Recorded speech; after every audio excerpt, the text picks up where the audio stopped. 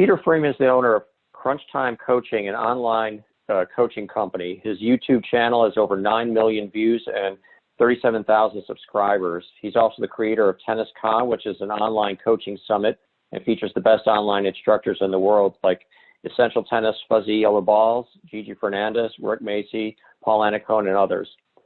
Another course he's created that he's extremely proud of is the Legends Guide to Tennis Mastery, featuring Rod Laver, John Newcomb, Fred Sully, and Roy Emerson. Peter, thanks for joining us. Thank you. It's been great so far. I really enjoyed the two presenters so far. They did an excellent job. So how would you describe your niche, your specialty now?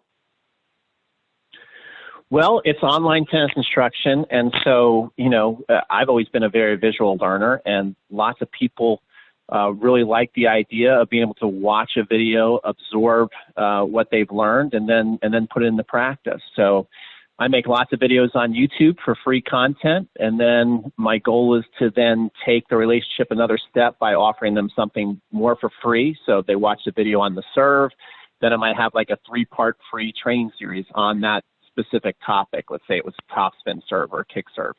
And then eventually I want to then take that relationship into a sale of one of my courses, which would be a kick serve course, or I have like about 24, 25 courses I've made now. So that's basically what online tennis instruction is. And, it's really filled with a lot of passionate tennis players. Most of them are over 50, kind of interesting, and they are really very much into tennis. It's not, as you would think, a lot of beginners out there. It's many people have been playing 10, 20, 30 years, that 3.5 to 4.0 level. So it sounds like you're not necessarily catering to the high performance levels. No, it's adult tennis players who want to be treated like a high performance junior. I think, certainly not all clubs are like this, so no one on the phone take any offense to it. But one of the common things I've had from some of my people who've come to take lessons from me is they feel like, well, there's a junior development program, and they'll show them all the cool stuff, and then they just want to feed me balls and kind of keep me happy.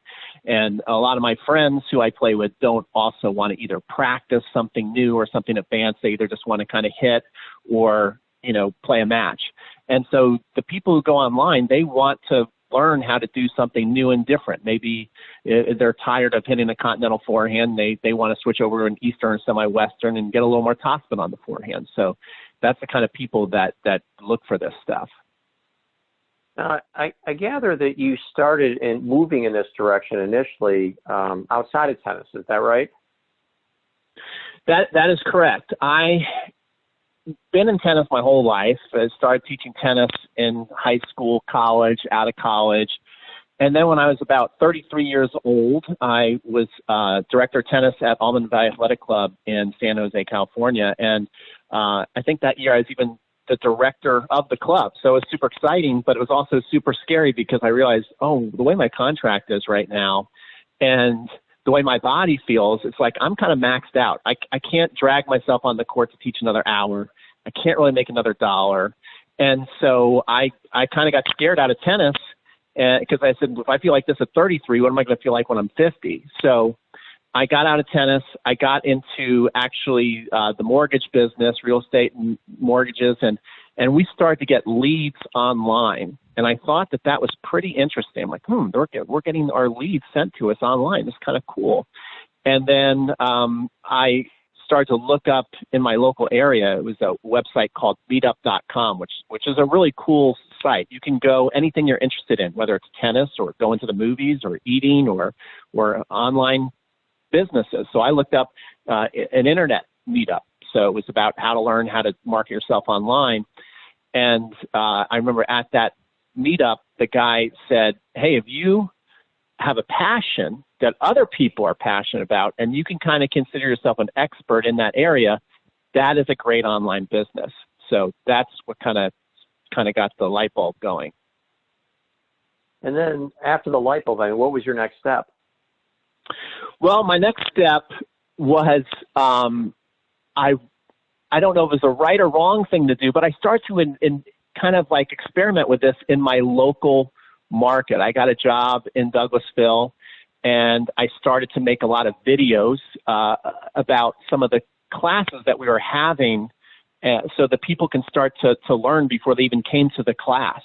And what really got the light bulb going was you could type it on YouTube right now. I think you can even just type in beginner tennis lesson on YouTube, and the video will show up. And it was just a video that I just made for the people who are going to come to my local area. And I think today it has like over 500,000 views. So when I saw some of the videos I was making starting to like explode, I was like, whoa, like people are like finding this all over the world, just not in my little city here. Okay, so you saw there was definitely a wider audience. Yeah. And then I started to stumble across, the people that we mentioned earlier, that you mentioned, Fuzzy Yellow Balls and Essential Tennis and Tennis Evolution and Jorge Capistani with his stuff. So I started to see more and more people online. I'm like realizing, okay, a lot of the stuff that I learned in that internet marketing meetup, I could see that they were doing the same exact strategies and tactics. That it was more than just giving a tennis lesson. I could see that there was a system behind every single thing that they put out. You mentioned earlier that offering free content is important, and it appears that it drives customer engagement. Can you talk about the relationship between free content and customer engagement? Well, free content is essential nowadays. I think back in the day, you used to think, well, if I can create one great course or one great video, I can just show this over and over again. And I think in today's internet world, the way we are just constantly looking for the next thing, if you're an artist, you're not looking to like paint like the Mona Lisa. You're looking to be like a good sketch artist, to where, it has to be good. It has to be quality. People have to get some good content out of it, but you have to be able to replicate it over and over again, because you want, just like Craig was saying, you always need to be building new relationships and keep your current relationships happy. So I'm doing that by making more and more YouTube videos. With each YouTube video I make, somebody who already likes me goes, "Oh, Pete put out another video. Let me check it out. Oh, this is good. This maybe I'll use this on the court today." Or somebody who never stumbled across me all of a sudden goes, "Whoa, that was pretty cool. Who is that guy?" So it's very, very important today, because especially if you're on Facebook. I mean, if you put a post out or a video out, that video is like ancient history in 2 or 3 days. So you have to always be bringing the new next thing that people want to check out and be impressed again. Okay. Well, it sounds like that you're not just, we've all watched infomercials that there's no content of value. It's all a tease. And it sounds like, what you're describing is that you're actually giving something of value, something that's actionable to people. And then if they want more than that, of course, they can explore further with you. But you are giving them something of value. It's not just a tease. Is that right? That's 100% correct. And I think probably even a lot of those infomercial kind of companies now have even moved to more content-based marketing, to where you're constantly bringing really, really good stuff. There might be some videos that I make on YouTube where I'm putting like a 25-minute video out there. I was on with Jorge Capistani on YouTube right now for like an hour and 15 minutes with everybody. And so sometimes you put your very best stuff out there that you could easily sell, but people appreciate that. They like that you're giving that stuff for free, and they go, "Man, if this is what he's giving away for free, what has he got that I would actually pay for?" And that's usually where you build out your complete system. So yeah, it's usually giving out a lot of free content that has valuable tips that people will go, I could go use that today or tomorrow, or that's a great idea. I need to keep working on. And then at the end of the video is where you make your pitch to like, "Hey, if you like this and you want more on this, then let's go. I'll give you some more stuff. Give me your email." It seems in listening to you that this approach of giving away something free that's of value to customers could be applicable outside of just the online world. That, for example, at a club, pros may give, free, maybe partial, half-hour lessons or something like that. Do you think that approach of giving something of value for free or reduced cost could be an effective way to go, besides online? Oh, absolutely. The video that has 500,000 views, there was lots of free stuff going on there. For example, we made it was like a tennis 1, 2, 3 class or something like that, a beginner class. that it was extremely low value, low cost, not low value, low cost to get into. And so we got a lot of people signed up for that. And then what we had is each week before the lesson, I gave the lesson online. So I would send them an email like saying, hey, this is the lesson we're going to have. These are the tips so you can be working on this. And then at the end of each night when the class was over, we always gave away a prize to somebody. We finished the 8-week session by all going out into a little Mexican restaurant down the street and having margaritas, and the first picture was on me.